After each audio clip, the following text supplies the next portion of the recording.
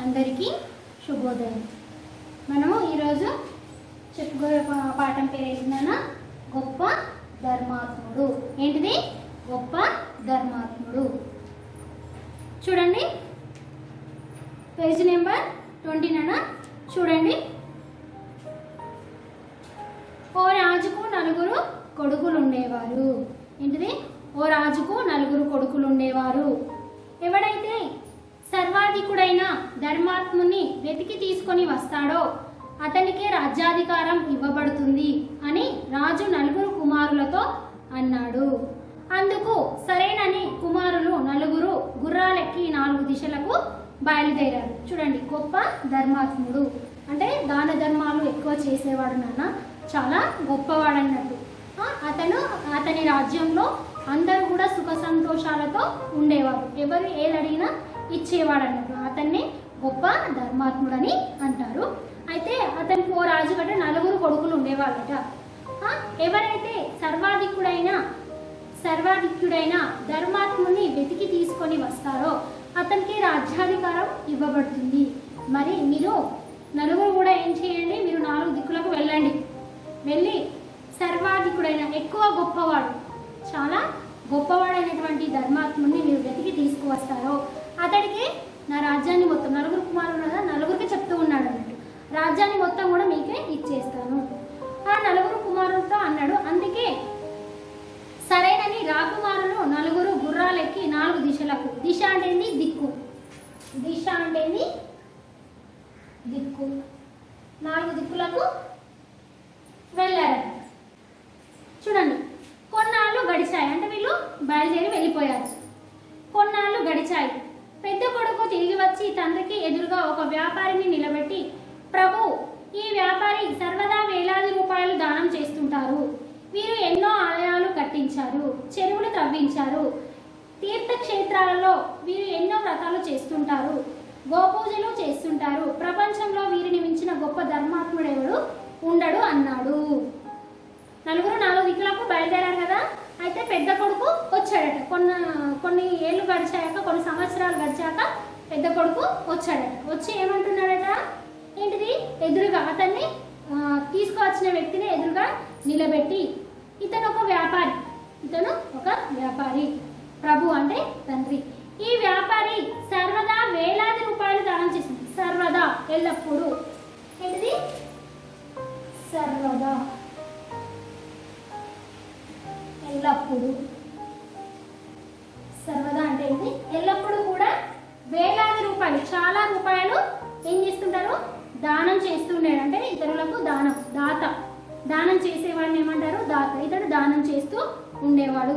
వీరు ఎన్నో ఆలయాలు కట్టించారు. ఎన్నో ఆలయాలు అంటే గుళ్ళు, గోపురాలు కూడా కట్టించారు, చెరువులు కూడా తవ్వించారు. తీర్థక్షేత్రాలలో వీరు ఎన్నో వ్రతాలు చేస్తుంటారు. మరి తీర్థక్షేత్రాలు, పుణ్యక్షేత్రాలకు వెళ్ళినప్పుడు ఏం చేశారట, ఎన్నో వ్రతాలు కూడా చేపిస్తున్నారు. మనం చూడండి, తిరుపతికి వెళ్తుంటారు, యాదగిరిగుట్టకు వెళ్తుంటారు, అక్కడ ప్రత్యేకమైనటువంటి పూజలు, వ్రతాలు చేస్తూ ఉంటారు కదా. ఆ విధంగా ఇతను ఎన్నో పూజలు, వ్రతాలు కూడా చేశాడట. గోపూజలు చేస్తుంటారు. గోపూజలు అంటే గోవులకు సంబంధించినటువంటి పూజలు కూడా చేసేవాడట. ప్రపంచంలో వీరిని మించిన గొప్ప ధర్మాత్ముడు ఎవడు ఉండడు అని అన్నాడు. మరి ప్రపంచంలో, ఈ దేశంలో ఇతన్ని మించిన ధర్మాత్ముడు ఎవరు కూడా ఉండడు అని చెప్పాడట. ఈయన నిశ్చయంగా ధర్మాత్ముడే అని రాజు పలికి ఆ వ్యాపారిని సత్కరించి పంపివేశాడు. ఈయన నిశ్చయంగా అంటే నిర్ణయించుకున్నాడు. నిశ్చయం అంటే నిర్ణయించు, ఇతనే ధర్మాత్ముడు అంటే ఇతను చాలా గొప్ప ధర్మాత్ముడు అని అనుకున్నాడు. పలికి ఆ వ్యాపారిని సత్కరించి అంటే సన్మానించి,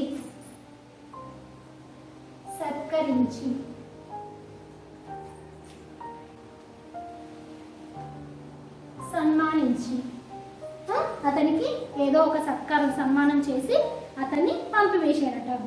తర్వాత 2వ కొడుకు ఓ వక్క చిక్కిన బ్రాహ్మణ్ణి తీసుకువచ్చి, ప్రభు, ఈ బ్రాహ్మణోత్తముడు అన్ని తీర్థయాత్రలు కాలినడకన చేశాడు. సదా వీరు చాంద్రాయణ వ్రతం చేస్తుంటారు. సత్యవాది, శాంత స్వభావి, నియమబద్ధంగా మంత్ర జపాదులు పూర్తి చేసుకున్న తర్వాతనే జలపానం చేస్తారు. త్రిలోకాలలోనూ స్నానం చేసి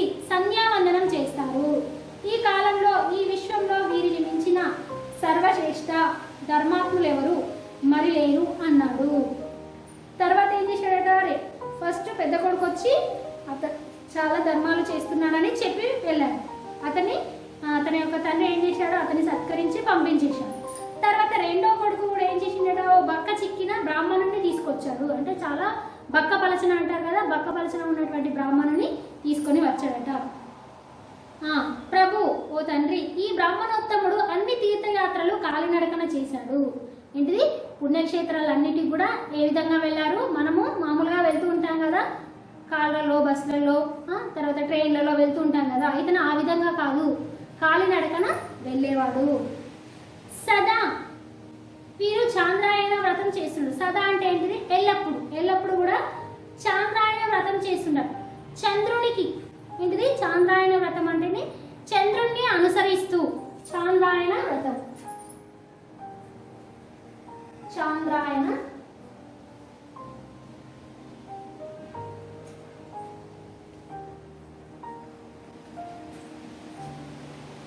చంద్రుణ్ణి అనుసరిస్తూ చేసే వ్రతం. చాంద్రాయణ అంటే చంద్రుణ్ణి అనుసరిస్తూ చేసే వ్రతం. అంటే కొంతమంది ఏం చేస్తుంటారు, వాళ్ళు ఏంటిది ఉపవాసాలు ఉంటారు నాన్న, ఉపవాసాలు ఉండి ఏం చేస్తుంటారు, ఎక్కువ గణపతికి సంబంధించిన పూజలు చేస్తుంటారు. చేసినప్పుడు ఏం చేస్తుంటారు, చాంద్రాయణ వ్రతం అంటే చంద్రుణ్ణి అనుసరిస్తూ పొద్దున మొత్తం కూడా పొద్దున్న నుంచి సాయంత్రం వరకు కూడా ఏం చేస్తుంటారు, ఉపవాసం ఉంటారు. ఉపవాసం ఉండి పూజలు చేస్తుంటారు. పూజలు చేసిన తర్వాత సాయంత్రం వేళలో చంద్రుడు వస్తాడు కదా మనకి, చంద్రుడు 6, 6:30, 7 గంటల లోపు మనకి చంద్రుడు వచ్చేస్తుంటారు కదా, ఆ చంద్రుడిని చూసి, ఆ చుక్కలను చూసి ఏం చేస్తుంటారు, వాళ్ళ ఒక ఉపవాసాన్ని మళ్ళీ దేవునికి ఏదైనా నైవేద్యం పెట్టి అక్కడ పూజ చేసి ఆ చంద్రుని చూసి, చుక్కలను చూసి ఏం చేసేవాళ్ళట, వాళ్ళ యొక్క ఉపవాసాన్ని విడిచేవాళ్ళు అన్నట్టు. అదే దాన్నే చాంద్రాయణ వ్రతం అని అంటారు నాన్న. ఆ విధంగా చేసేవాడట. సత్యవాది, ఎప్పుడు కూడా సత్యాన్ని పలికేవాడు. శాంత స్వభావి, ఏంటిది, శాంత స్వభావం, ఎప్పుడు కూడా అతనికి కోపం అనేది ఉండదు. కొంతమందికి ముక్కు మీద కోపం ఉంటుంది కదా, అలా కాదంట, శాంత స్వభావి, అతనికి ఎప్పుడు కూడా కోపం అనేది రాదు. నియమబద్ధంగా మంత్ర జపాదులు పూర్తి చేసుకున్న తర్వాతనే జలపానం చేస్తాడు. నియమబద్ధంగా క్రమ పద్ధతిలో మంత్ర జపాదులు అంటే తన యొక్క మంత్రాలను పూర్తి చేసుకున్న తర్వాతనే జలపానం చేస్తాడు, అంటే స్నానం చేస్తాడు, సంధ్యావందనము. త్రిలోకాల్లోనూ స్నానం చేసి సంధ్యావందనం చేస్తారు. కొంతమంది పొద్దున్నే లేస్తారు, పొద్దున్నే లేచి ఏం చేస్తారో కాలకృత్యాలు తీర్చుకొని తన యొక్క ఏంటిది స్నానం చేసి సూర్యునికి అర్ఘ్యం ఇస్తూ ఉంటారు, సూర్యుడిని ప్రార్థిస్తూ ఉంటారు. సంధ్యావందనం, సాయంత్రం కూడా సంధ్యావందనం కూడా చేస్తుంటారు. ఈ కాలంలో ఈ విశ్వంలో వీరిని మించిన సర్వశ్రేష్ఠుడు ధర్మాత్ములు ఎవరు మరి లేరు అన్నాడు. ఇతను కూడా ఏంటిది, మరి ప్రపంచంలో ఇతన్ని మించిన ధర్మాత్ములు ఎవరు కూడా లేరు అని ఈ రెండో కొడుకు కూడా అన్నాడట. ఆ రాజు ఆ బ్రాహ్మణోత్తమునికి నమస్కరించి అధిక దక్షిణమిచ్చి వీరు మంచి ధర్మాత్ములే అంటూ పంపివేశాడు. మళ్ళీ ఏం చేశారు, వీళ్ళకు కూడా నమస్కరించి నమస్కారాలు చేసి, నువ్వు కూడా ఎంత అధిక అంటే ఎక్కువ దక్షిణం ఇచ్చి, అంటే అతనికి ఎక్కువ డబ్బులు ఇచ్చి ఏం చేశాడు, అతన్ని కూడా పంపివేశాడు. మీరే ధర్మాత్ములని పంపివేశాడట. తర్వాత మూడవ కొడుకు మరలా వచ్చాడు. ఫస్ట్ కొడుకు అయిన సెకండ్ కొడుకు, ఇప్పుడు థర్డ్ కొడుకు. అతనితో కూడా ఓ సాధువు ఉన్నాడు. ఒక సాధువు ఉన్నాడు. ఆ సాధువు వస్తూనే ఆసనం వేసుకొని కళ్ళు మూసుకొని ధ్యానమగ్నులైనారు. అతను వస్తూనే రాగానే ఏం చేశాడట, సాధువు వస్తూనే ఆసనాలు మనకేంటిది, పద్మాసనం ఉంటారు కదన్నా, అలాంటి ఆసనాలు, కొన్ని ఆసనాలు ఉంటాయి. ఆ ఆసనాలు వేసుకొని కళ్ళు మూసుకొని ధ్యానమగ్నులయ్యారు, అంటే ధ్యానంలోనికి వెళ్ళిపోయాడు, ధ్యానం చేస్తూ ఉన్నారు. జీర్ణమైన బట్టలతో అస్థిపంజరంలా ఉన్న ఆకారంతో ఆయన కనిపిస్తున్నాడు. జీర్ణమైన బట్టలతో అస్థిపంజరంలా, చూడడానికి చాలా బక్కగా, ఏంటిది మామూలుగా మనము చనిపోయిన తర్వాత ఏంటిది బొక్కలు మొత్తం కూడా వెంకలు ఉంటాయి. అస్థిపంజరం మీరు సినిమాలలో చూస్తూ ఉంటారు. అస్థిపంజరానికి బట్టలు వేస్తే ఏ విధంగా ఉంటుంది, ఆ విధంగా ఇతను ఉన్నాడట, ఆ విధంగా కనిపిస్తున్నాడు. అందరూ ఆసీనులైన తర్వాత మూడవ కొడుకు ప్రభు వీరు ఎంతగానో నేను ప్రార్థింపగా ఇక్కడకు విచ్చేశారు. అందరూ కూడా ఆశీనులై అంటే ఎవరి ప్లేస్లో వాళ్ళు ఉన్నారు. ఉండి మూడవ కొడుకు, ప్రభు వీరు ఎంతగానో నేను ప్రార్థింపగా ఇక్కడకు విచ్చేశారు, ఇక్కడికి వచ్చారు. మరి నేను అతన్ని చాలా ప్రార్థించాను, ఇక్కడికి రమ్మని ఎంతో బతిమలాడితేనే ఇక్కడికి వచ్చాడని చెప్తున్నాను. వీరు మహా తపస్సులు, వీరేంటిది చాలా గొప్ప తపస్సులు. వారానికి ఒకసారి మాత్రమే క్షీరపానం చేస్తారు. ఏంటిది? వారానికి ఒకసారి మాత్రమే క్షీరపానం. అందుకే ఈ విధంగా ఉన్నాడు కదా, బక్క చిక్కిపోయి మొత్తం కూడా అస్థి పంజరం. వారానికి ఒకసారి మాత్రమే పాలు తాగుతాడు. చూడండి, మనం రోజు ఆహారం తీసుకున్నా కానీ మనం ఒక రోజు ఆహారం తీసుకోలేకుండా ఏమవుతాము, అక్కడ ఇక్కడ ఏమవుతుంటాము, సొలుగుతూ ఉంటాము, అటు ఇటు మనకు అసలు చాట కాదు. కానీ ఇతను ఏం చేసినట, అట్లా తపస్సు చేస్తూ వారానికి ఒకసారి క్షీరపానం చేస్తున్నాడు, అంటే పాలను మాత్రమే తాగుతాడట. ఘోరమైన తపస్సు చేస్తుంటాడు. మరి ఇతను చాలా ఘోరమైనటువంటి తపస్సు చేస్తున్నాడు. మనం సినిమాలలో చూస్తుంటారు కదా, కొంతమంది ఏంటిది తపస్సు చేస్తూ వాళ్ళ తపస్సుకు ఏంటిది దేవుళ్ళు ప్రత్యక్షమై వాళ్ళు కోరిన వరము ఇస్తూ ఉంటారు కదా, ఆ విధంగా ఘోరమైన తపస్సు చేస్తుంటారు. సదా భగవంతుని ధ్యానంలో ఉండే వీరికి మించిన మహాధర్మాత్ములు లభించడం దుర్లభమే. ఏంటిది? సదా అంటే ఎల్లప్పుడూ భగవంతుని ధ్యానంలో ఉండేవారికి, ఎప్పుడు చూడు దేవుని ధ్యాసలోనే ఉంటున్నాడు. మరి ఇలాంటి వారు మనకు దొరకడం చాలా దుర్లభమే. ఏంటిది? చాలా అరుదుగా ఉంటారు ఈ విధంగా ఉండేవాళ్ళు అని అంటున్నారు. రాజు ఆ మహాత్మునికి సాష్టాంగ ప్రమాణం చేసి వారి ఆశీస్సులు అందుకొని వేడుకోలు పలికాడు. ఆపై వీరు ధర్మాత్ములే అన్నాడు. ఏంటిది? ఆ రాజు మహాత్మునికి సాష్టాంగ నమస్కారం. సాష్టాంగ నమస్కారం అంటే ఏంటి? మొత్తం కాళ్ళు ఏంటిది బోర్ర మొక్కలు పడుకొని ఏం చేస్తుంటారు, మొక్కుతుంటారు. దేవుని గుళ్ళ కాడ కొంతమంది సాష్టాంగ నమస్కారం, మామూలుగా కాళ్ళు మొక్కడం వేరుంటుంది, సాక్షాంగ నమస్కారం అంటే తల వంచి పెట్టడం వేరుగా ఉంటుంది. ఆ విధంగా చేసేట వారి ఆశీస్సులు అందుకొని, వారి యొక్క ఆశీస్సులు అందుకొని అతనికి వీడుకోలు పలికాడు. అతనికి కూడా ఏం చేశాడు, అతన్ని కూడా అతని రాజ్యం నుంచి ఏవో తనకు తోచిన దక్షిణాన్ని ఇచ్చి అతన్ని కూడా పంపించాడు. ఆపై వీరు ధర్మాత్ములే అన్నాడు. ఇతను కూడా చాలా గొప్ప ధర్మాత్ముడని అన్నాడట. అందరి తర్వాత చిన్న కొడుకు వచ్చాడు. అందరి తర్వాత ఎవరు వచ్చారట? తన యొక్క చిన్న కొడుకు వచ్చాడు. మాసిన బట్టలు కట్టుకున్న పల్లెలో నివసించే ఓ రైతు ఉన్నాడు. అతను ఏ విధంగా మాసిపోయినటువంటి బట్టలు వేసుకున్నాడట, పల్లెటూరులో నివసించే ఒక రైతును తీసుకొని వచ్చాడట. దూరం నుండే రాజుకు వందనాలు పెడుతూ భయపడుతూ ఆ రైతు వచ్చి నిలబడ్డాడు.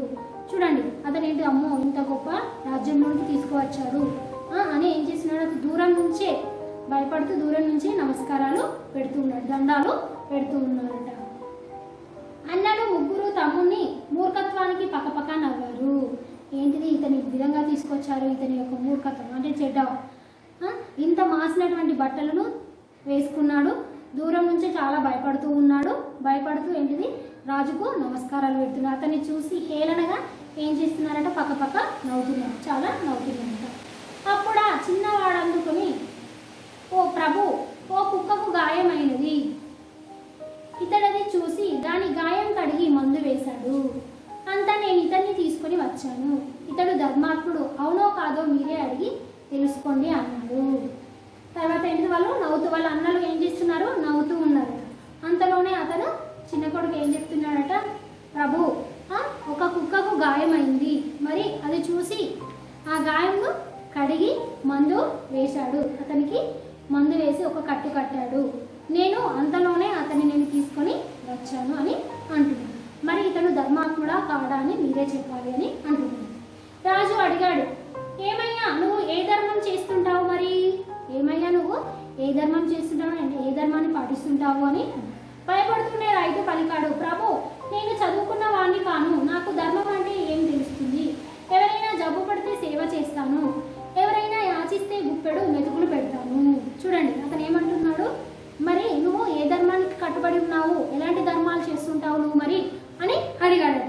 అడగగానే ఆ రైతు భయపడుతూ ఏమన్నాడట, నాకు చదువు రాదు, నాకు చదువు సంధ్యలు ఏవి కూడా నాకు రావు, నాకు ధర్మం అంటే కూడా ఏంటిదో నాకు తెలియదు, ఎవరైనా జబ్బు పడితే వారికి సహాయం చేస్తాను, సేవ చేస్తాను, ఎవరైనా జబ్బు అనారోగ్యంగా ఉంటే వాళ్ళకు సేవ చేస్తాను, ఎవరైనా యాచిస్తే ఏంటి, యాచించడం అంటే ఏంటి,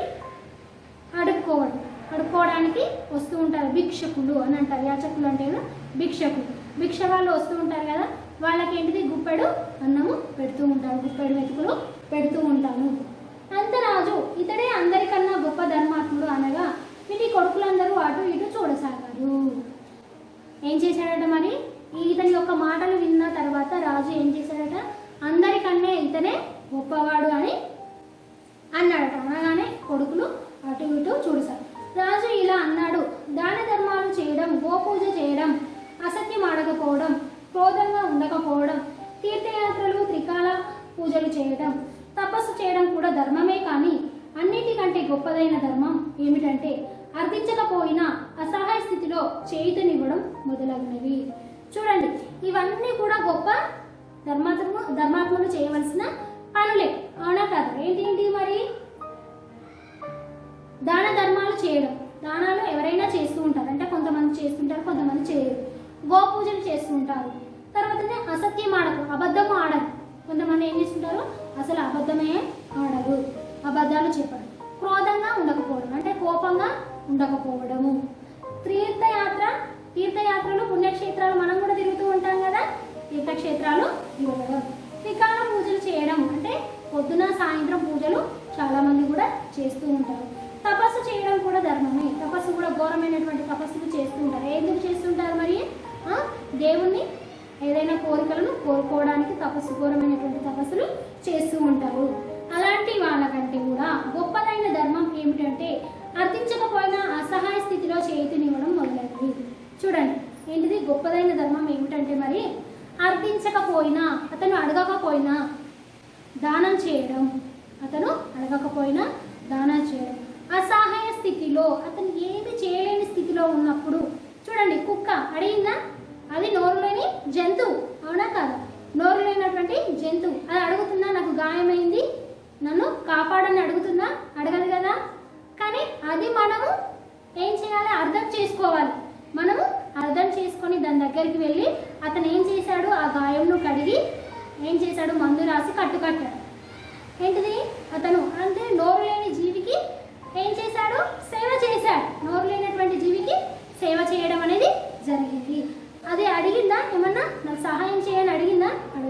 అడగకుండా కూడా చేయాలి. అలానే అసహాయ స్థితిలో చేయుతనివ్వడం, ఏమి చేయలేనటువంటి వాళ్ళకు కూడా సహాయం చేయడం, అది చాలా గొప్పతనము అని అంటున్నాడు నాన్న. ఈ విధంగా ఏంటిది? పరులకు సహకరించే వారికి తనంత తానుగా సహాయం పడుతుంది, సహాయం అందుతుంది. త్రిలోకనాథుడైన పరమాత్మ అట్టి పరోపకార పారాయణుని పట్ల ప్రసన్నుడై ఉంటాడు కనుక ఈ రైతే గొప్ప ధర్మాత్ముడని నిశ్చయంగా తేల్చి చెప్పి ఆయనకు తెచ్చిన చిన్న కుమారునికి రాజ్యాధికారంను ఇచ్చాను. చూడండి, పరులకు సహకరించే వారికి తనంత తానుగా సహాయం అందుతుంది. పరులకు సహకరించే వారికి, చూడండి, మనము ఒకరికి సేవ చేస్తాము. సేవ చేసిన వాళ్ళే మనకు సేవ చేస్తారని అనుకుంటూ ఉంటాం. కానీ మనం చేసిన వాళ్ళు మనకు చేయరు. ఏదో ఒక రూపంలో వచ్చి వేరే వాళ్ళు మనకు సహాయం చేస్తూ ఉంటారు. త్రిలోకనాథుడైన పరమాత్మ అట్టి పరోపకార పారాయణుని పట్ల ప్రసన్నుడై ఉంటాడు. అలాంటి వాళ్ళు మూడు లోకాలలో ఉన్నటువంటి వాళ్ళందరూ కూడా ఇలాంటి వాళ్ళను చూసి ఏం చేస్తూ ఉంటారు? దేవుళ్ళు కూడా వాళ్ళకి సహాయపడుతూ ఉంటారు. కనుక ఈ రైతే గొప్ప ధర్మాత్ముడని నిశ్చయంగా తేల్చి చెప్పి ఏంటంటే ఆయనను తెచ్చిన చిన్న కుమారుడికి రాజ్యాధికారము మొత్తం కూడా అప్పచెప్పాడు. చూడండి, కథానీతి. పరోపకారంను మించిన గొప్ప ధర్మం లేదు. పరోపకారము, ఇతరులకు సహాయం చేయడం అనేది చాలా గొప్పదైనటువంటి ధర్మము. మనం కూడా ఈ రోజు నుంచి ఏం చేద్దాము? మనం కూడా మంచి పనులను చేద్దాము. ఎవరైనా అర్థించకపోయినా కానీ వాళ్ళకు సహాయం చేయడం మన యొక్క ధర్మము. ఒకసారి పాఠం చదువుతానన్నా వినండి. గొప్ప ధర్మాత్ముడు. ఓ రాజుకు 4 కొడుకులు ఉండేవారు. ఎవడైతే సర్వాధికుడైన ధర్మాత్ముని వెతికి తీసుకొని వస్తాడో అతడికి రాజ్యాధికారం ఇవ్వబడుతుంది అని రాజు 4 కుమారులతో అన్నాడు. అందుకు సరేనని రాకుమారులు 4 గుర్రాలెక్కి 4 దిశలకు బయలుదేరారు. కొన్నాళ్ళు గడిచాయి. పెద్ద కొడుకు తిరిగి వచ్చి తండ్రికి ఎదురుగా ఒక వ్యాపారిని నిలబెట్టి, ప్రభు, ఈ వ్యాపారి సర్వదా వేలాది రూపాయలు దానం చేస్తుంటారు. వీరు ఎన్నో ఆలయాలు కట్టించారు, చెరువులు తవ్వించారు. తీర్థక్షేత్రాలలో వీరు ఎన్నో వ్రతాలు వ్రతాలు చేస్తుంటారు, గోపూజలు చేస్తుంటారు. ప్రపంచంలో వీరిని మించిన గొప్ప ధర్మాత్ముడు ఎవడు ఉండడు అన్నాడు. నెక్స్ట్ వన్ అన్న, ఈయన నిశ్చయంగా ధర్మాత్ముడే అని రాజు పలికి ఆ వ్యాపారిని సత్కరించి పంపివేశాడు. తర్వాత రెండవ కొడుకు ఓ బక్క చిక్కిన బ్రాహ్మణుని తీసుకువచ్చి, ప్రభు, ఈ బ్రాహ్మణోత్తముడు అన్ని తీర్థయాత్రలు కాలినడకన చేశాడు. సదా వీరు చాంద్రాయణ వ్రతం చేస్తుంటారు. సత్యవాది, శాంత స్వభావి, నియమబద్ధంగా మంత్రజాపాదులు పూర్తి చేసుకున్న తర్వాతనే జలపానం చేస్తారు. త్రిలోకాల్లోనూ స్నానం చేసి సంధ్యావందనం చేస్తారు. ఈ కాలంలో ఈ విశ్వంలో వీరిని మించి సర్వశ్రేష్ఠ ధర్మాత్ములు ఎవరు మరి లేరు అన్నాడు. రాజు ఆ బ్రాహ్మణోత్తమునికి నమస్కరించి అధిక దక్షిణలిచ్చి వీరు మంచి ధర్మాత్ములే అంటూ పంపివేశాడు. తర్వాత మూడవ కొడుకు మరలి వచ్చాడు.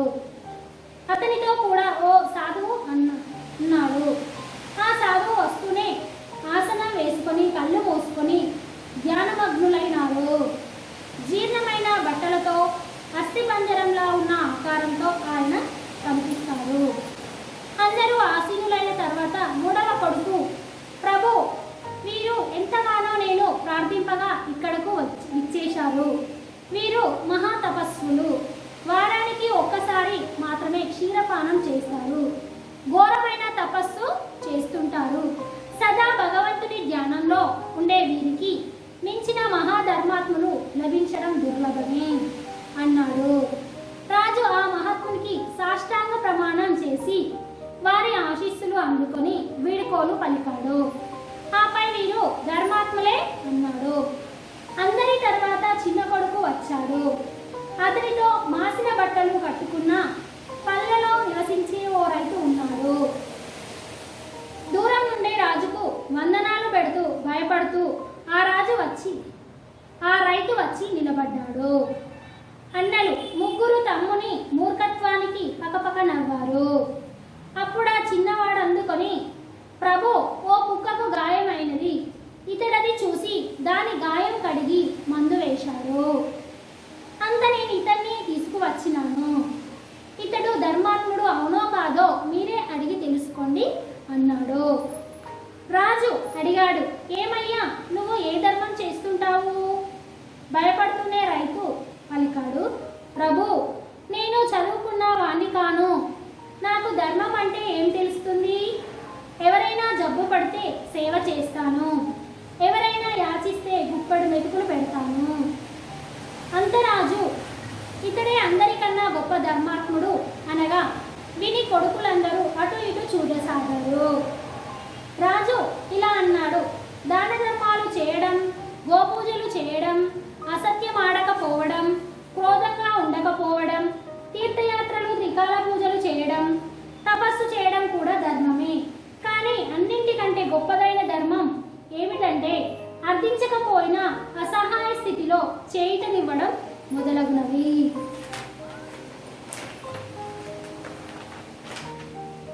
పరులకు సహకరించే వానికి తనంత తానుగా సహాయపడుతుంది, అందుతుంది. త్రిలోకనాథుడైన పరమాత్మ అట్టి పరోపకార పారాయణి పట్ల ప్రసన్నుడై ఉంటాడు. కనుక ఈ రైతే గొప్ప ధర్మాత్ముడని నిశ్చయంగా తేల్చి చెప్పి ఆయనను తెచ్చిన చిన్న కుమారునికి రాజ్యాధికారంను ఇచ్చెను. కథానీతి, పరోపకారంను మించిన గొప్ప ధర్మం లేదు. ఏంటిది మరి? పరోపకారంను మించిన గొప్ప ధర్మము లేదు. ఈ పాఠం అందరూ కూడా ఒక్కొక్క అక్షరం అనుకుంటూ చదవాలి. ఎప్పటి హోంవర్క్ అప్పుడు చేస్తూనే ఉండాలి. ధన్యవాదాలు.